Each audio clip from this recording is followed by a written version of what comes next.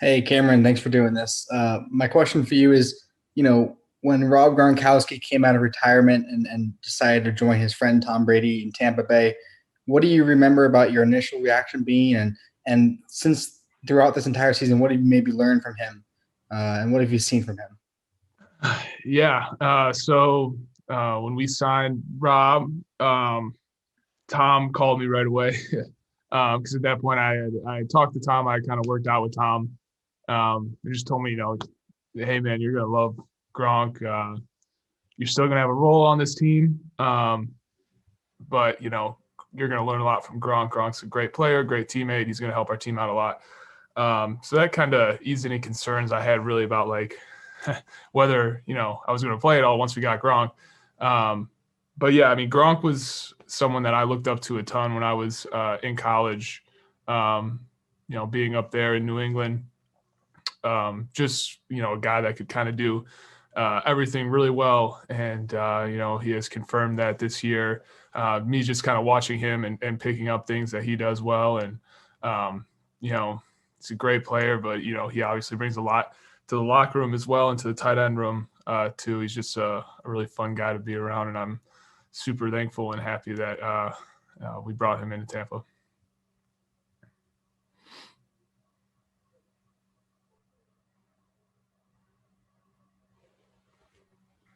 Next question, we will go to Joshua Allen with Bucks Report. Hey Cam, how you doing? Good. Can you just take me on your journey through the season from the off season, getting COVID, and then during the regular season having your role kind of a little bit diminished from what you've been used to? I mean, you're one of the top touchdown getters in the last 5 years, and then to really this playoffs where your role has really expanded and you've caught multiple touchdowns in multiple games, and just the emotional journey you've been on this year to reaching the pinnacle, the Super Bowl at home. Yeah, it's been a wild ride this year to say the least. Really for everyone. But yeah, it's been crazy. It feels like we're living in like some bizarro world. We were all locked inside for a long time with the quarantine and everything like that. The Bucks signed Tom Brady. We got Gronk. Like it's just been a crazy year. We were talking about it a year ago. We were watching the Super Bowl at Ali Marpet's house, just how crazy everything that's transpired over the past 365 days since then. And now we get to play a Super Bowl at home. So yeah, it's been a really, really wild ride. Got sick with COVID this summer. Luckily, I didn't have really any symptoms or anything like that. Yeah, like you said, the season started and didn't really have too big of a role at the beginning of the year. But OJ went down with injury, and obviously that hurt our team. OJ's a great player, but at that point I kind of had to step up and kind of embrace a new role. Got thrown in and had to play quite a bit more, and just really kind of picked up a little bit, every week throughout the year to get to the point where we're at now. And kind of at the bye week, we kind of reevaluate what we were doing as an offense, and I think we've gotten a lot more multiple with our personnel and stuff like that, and just kind of utilizing everyone to the best of their ability. So, yeah, whether it's playing a couple snaps a game at the beginning of the year, or playing quite a bit more like I have in the past few weeks, as long as we get to win, man, I'm pretty pumped. Thank you.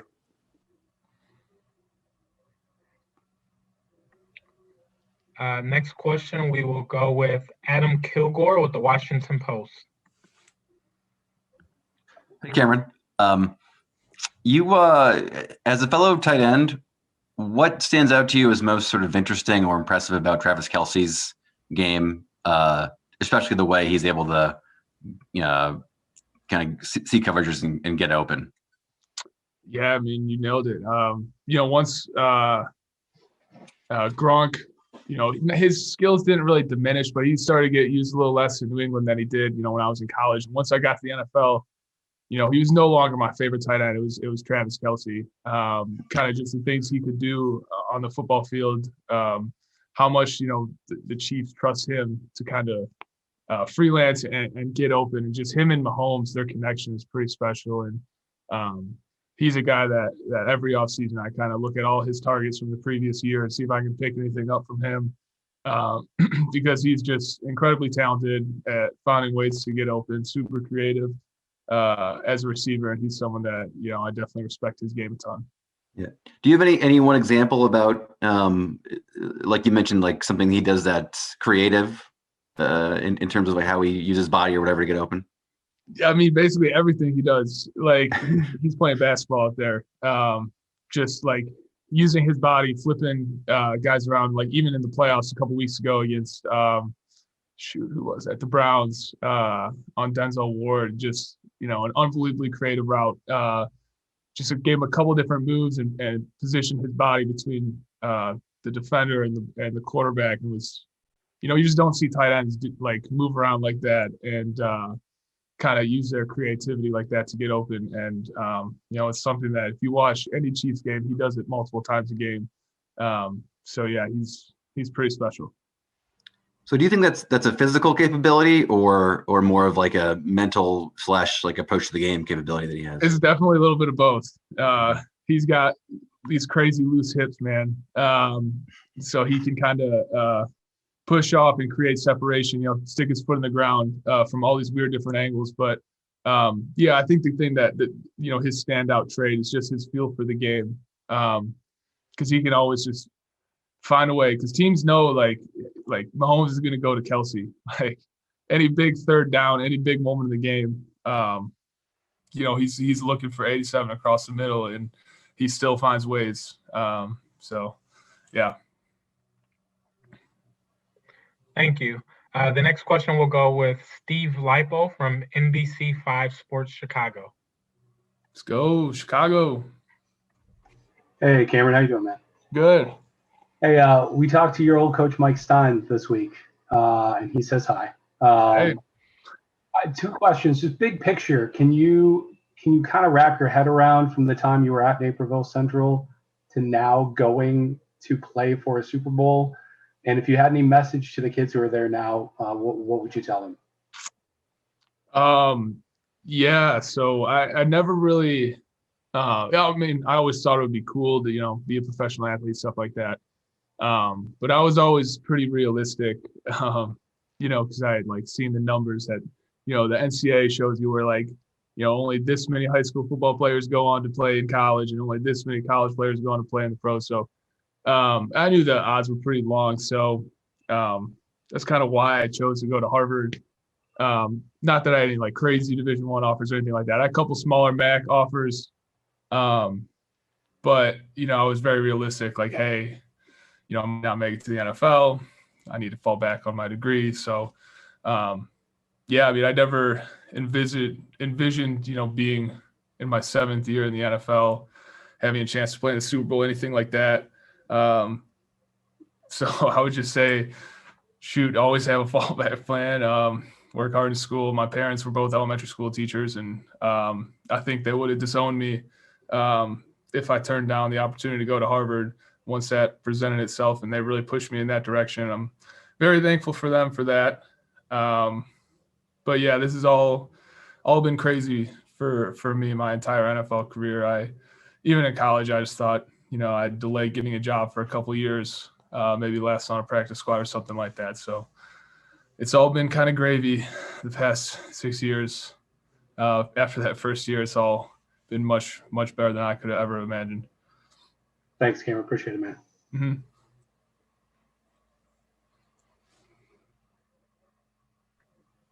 Next question, we will go with Anthony Curti with ESPN Brazil. Hi, Cameron. Hope you're doing well. Congratulations for being the Super Bowl. Thanks. Tampa offense had a pretty tough game versus the Blitz in the KC game on week 12. So targeting the tight end in the middle might be a good counter for that. And at the same time, this defense was the 5th worst versus tight ends this year. So how do you see this matchup? It might be a key point in the game. Yeah, for sure. Kansas City is a very aggressive defense. They really challenge offenses. They play a lot of man coverages across the board, and they blitz a ton, like you said. A lot of cover zero really force the quarterback to get the ball out of his hands quick. So they definitely present a challenge in that regard. We all have to be really on point with our protections and our hot routes and sight adjustments, stuff like that, because they usually send one more guy than you can block. So, that's something that we weren't necessarily 100% on the same page with when we played them in week 12. And that's why we really struggled in the first half. But, I think that was a big moment for us as an offense. It kind of forced us to all get on the same page and really make sure that we were all on point with some of the minor details and blitz pickups and hot routes and stuff like that. So, it's going to be a challenge again on Sunday, because I'm sure they're going to dial up some stuff that we haven't seen on tape or anything like that. So it's something that we've been stressing this week, and it's definitely going to show up on Sunday. Thanks, man. Appreciate it. Yep.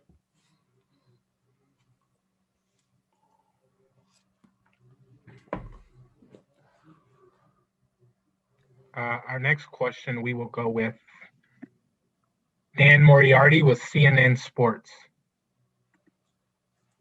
Hi, Cameron.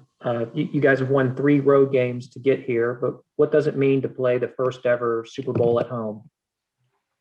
Yeah, it's pretty cool. It seemed like since we signed Tom in March, like everyone kind of joked around, like, yep, Bucs are going to be in the Super Bowl at home. And here we are, a year later from that point. And it's definitely special to all of us. And it's super great for the city. The opportunity to have the Bucs kind of represent the whole city, and hopefully we can all celebrate together after the game. So definitely special for us. Hopefully we got a lot of Bucs fans there on Sunday. But yeah, pretty unbelievable how it all kind of worked out.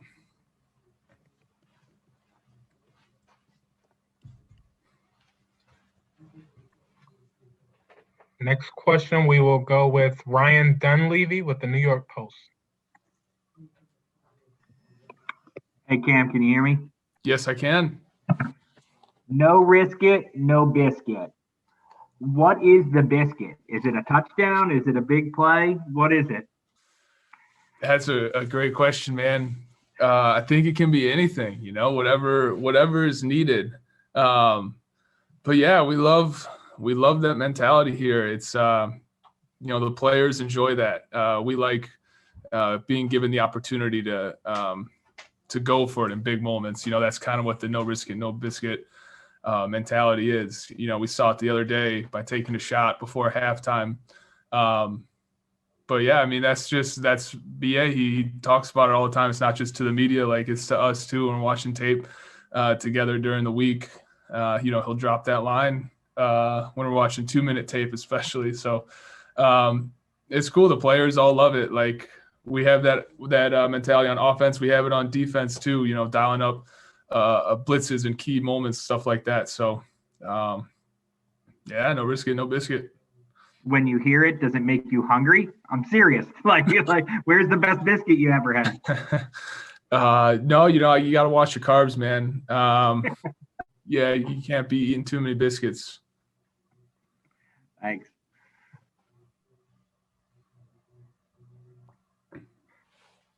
Next question will come from Mark Topkin with Tampa Bay Times.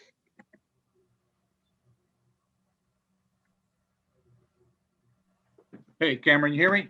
Oh, yeah. Okay, we've had little issues today. 2 totally unrelated questions. One on Bruce Arians.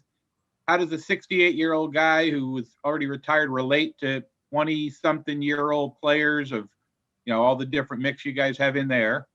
And then secondly, you mentioned Travis Kelce on the field. Have you ever met him off the field? You ever watched his reality show? What do you think of his personality off the field? All right. Yeah. So BA, he's a very youthful 68. Like he's like a cool dad, not like my dad, who's also 68. But yeah, he's got no issue, relating to us. When he starts swearing at you, that's kind of cool, right? Like, you know, like he's got some balls to swear at us and stuff like that. So like, yeah, he's like, age is just a number, you know. He jokes around, has a good time with us, and you know, all of us love him. You know, he's very loyal to us, and he treats us with respect. So, you know, we in turn respect him. And as far as the second question, yeah, I love Travis. I kind of like, he's like a cool dude as well. Very cool dude. I can't say I've ever watched his reality show, but you know, he dresses cool, plays with a lot of confidence, a lot of swagger.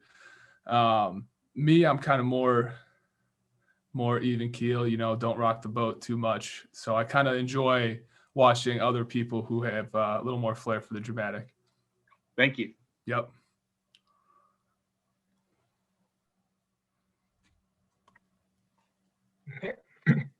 Next question will come from Angel Wells with NABJ Sports. Good afternoon, Cameron, and congrats on making it to the Super Bowl. Thanks. What do you enjoy about playing alongside Gronk and OJ Howard? And do you have a favorite memory with the Bucs tight end room? Yeah, I mean, I love playing next to both those guys. You know, unfortunately for Juice, he got hurt earlier in the year, but he's still around the building, and you know, I've had a chance to be his teammate now for 4 years. So me and him are super close, and you know, he's been working really hard to come back and be ready for us next year. You know, Gronk, like I was saying before, like he was like my idol in college. So he's just like, I would say Gronk is like not like a funny guy per se. He's just really funny to be around. Like he'll say something that's like not funny at all, and he'll just start cracking up at his own joke. And so like you're not really laughing at what he said, you're kind of just laughing like at his laugh. But he just has so much energy, and he's such a joy to be around. You know, I love being his teammate this year, and yeah, I mean, we made a lot of great memories together. I would say, you know, Juice wasn't there with us last week in Green Bay, but just kind of celebrating with the room in the locker room after the game was pretty special and something I always remember. Awesome. Thank you. Yep. Next question goes to Doug Hyatt with NESN. Hey, Cameron, when was the first time that you actually met Tom Brady, and what was that interaction like? Yeah, so first I met Tom. So he had texted me like, "Hey, this is Tom Brady. Give me a FaceTime when you can." So I you know, had to verify that it was actually Tom Brady because it was just a random number. So I texted Chris, was like, "This dude for real?" And Chris confirmed that was Tom. So I FaceTimed Tom, and you know, he told me how excited he was to come down to Tampa. And you know, I think we were much more excited to be getting Tom Brady than he was to come down here. There, you know, there was a lot of question marks, you know, with our team. You know, we just hadn't had a lot of success down here. So you know, we were all really fired up. And so the first time I met him in person, we were going to Berkeley Prep, a local high school, to throw one Saturday morning, like 7 a.m. And it was me, Scotty Miller, Chris Godwin, and Tom. And I just remember being so nervous the night before just to go out and catch passes, just routes on air, you know, something I'd done a million times. And just because, you know, it's Tom Brady, you know, but he makes everyone feel very comfortable, made us all feel very comfortable right away. And it's just been a ton of fun getting to know him and being his teammate and just kind of being part of his legacy. Hopefully add one more championship this year to his ring total. Awesome. Thank you. Yep.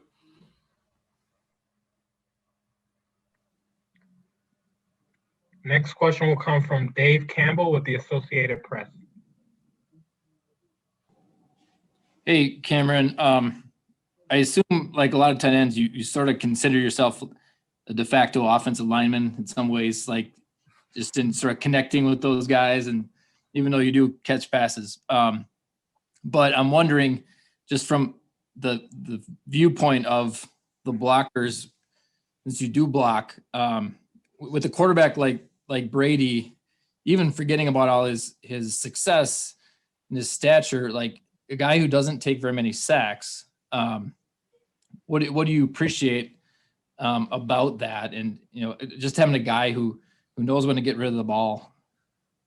Right. Yeah. No, I definitely don't, I give so much credit to the O linemen and like the blocking tight ends, because that is so hard. It's so tough to do what those guys do. I'm definitely, more on the receiving side, what I'm asked to do, but, I mix it up every now and then, put my hand in the dirt and block a little bit. So, yeah, I mean, just as an offense, just avoiding those negative plays is so big. And I think the offensive line has done an awesome job this year, really elevating their game, really becoming kind of more cohesive as a unit. And, it's definitely helped us out. And, Tom, he's not trying to take too many hits, so he knows when to get rid of the ball and avoid the sacks. And just avoiding those negative plays has helped out our offense so much this year, because those have kind of crippled us in the past. So I'm sure those guys up front are really appreciative of Tom getting rid of the ball so quick.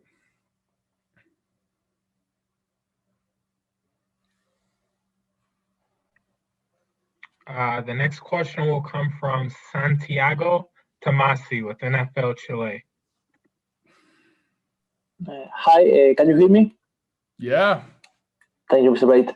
I would like to ask you, you have been in Tampa for 7 seasons. You went to New Orleans, you came back. How do you feel being one of the veterans of the team and having O.J. Howard, Gronkowski, some tight ends of so high value, but you've been the veteran in that locker room? Yeah, it's been a lot of tough years in Tampa. We haven't won before this year too many games. A lot of really tough seasons, long seasons, kind of getting in our own way, just finding different ways to lose games. So this year it's been so much fun, coming into work every day, working with these guys. We just kind of found a way to work together to kind of fix some of those problems that have plagued us in the past. And, being one of the guys who's been here a long time, it's been a wild ride. And, I'm very thankful for the additions we made this offseason. Bringing Tom in, he kind of changed the culture in the entire building, entire organization. And he deserves a ton of credit for what he's done, kind of changing, like I said, our culture as a program here. But, I'm so thankful for guys like Levante David, Will Golston, Mike Evans, who've been here, a long time and suffered through a lot of tough seasons, just kind of sticking to it. And, all that hard work over the years paid off finally. Thanks.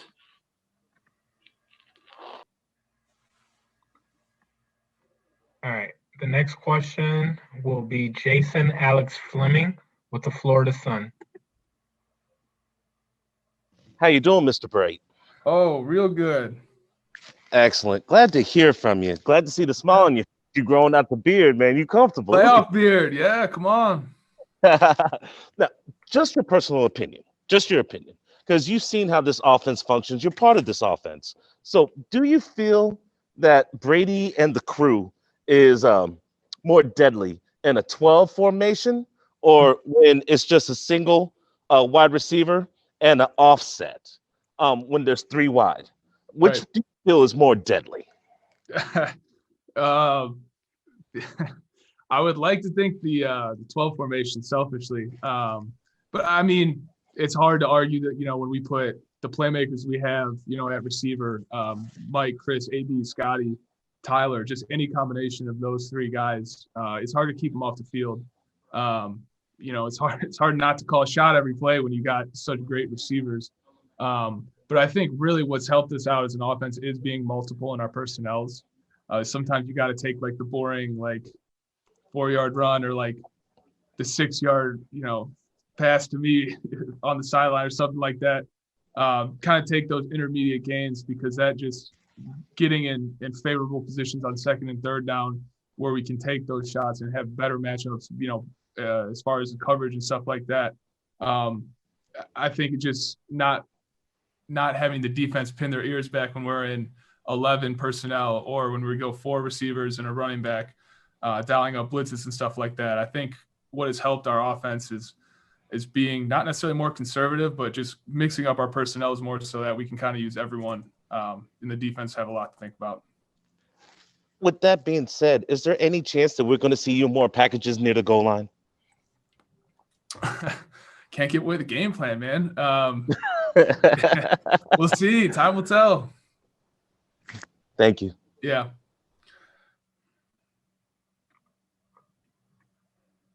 Our next question will be from Jenna Lane with ESPN. Hi, Cam. Great to see you. I know you can't see me, but it's great to see you. Hi. I know that you guys don't get kind of the same Super Bowl experience, and the area doesn't quite get the same experience as it would if it wasn't for a pandemic. But can you just speak to the work that, you know, the host committee and that the Tampa Bay area has done to still give you guys, you know, and still give visitors an exciting week? I know a lot's gone into it. Yeah, you know, I have a very close connection with the Super Bowl host committee.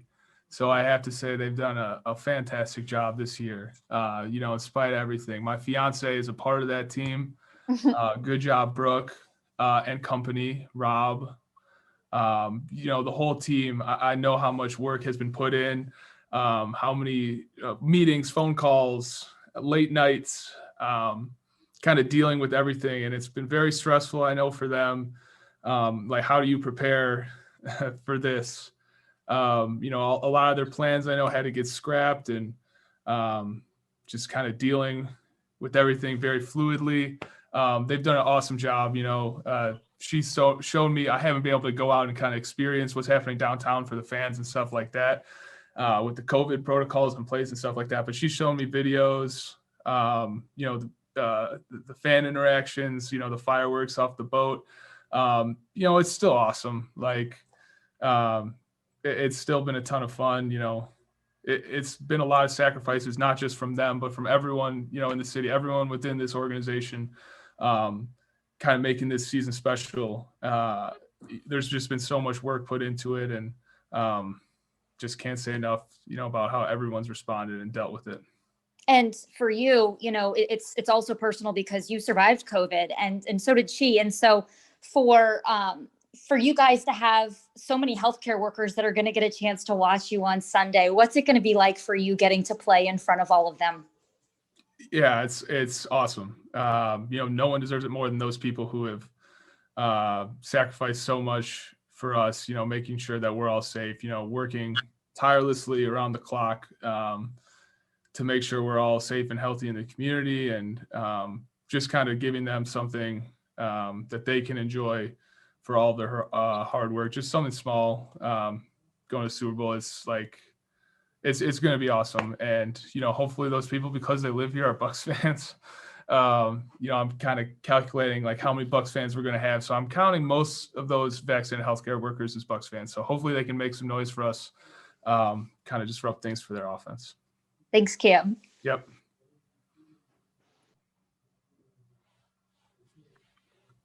All right, so this will conclude our media session today. Thank you, Cameron, and thank you everyone for attending. Thanks, guys. See ya.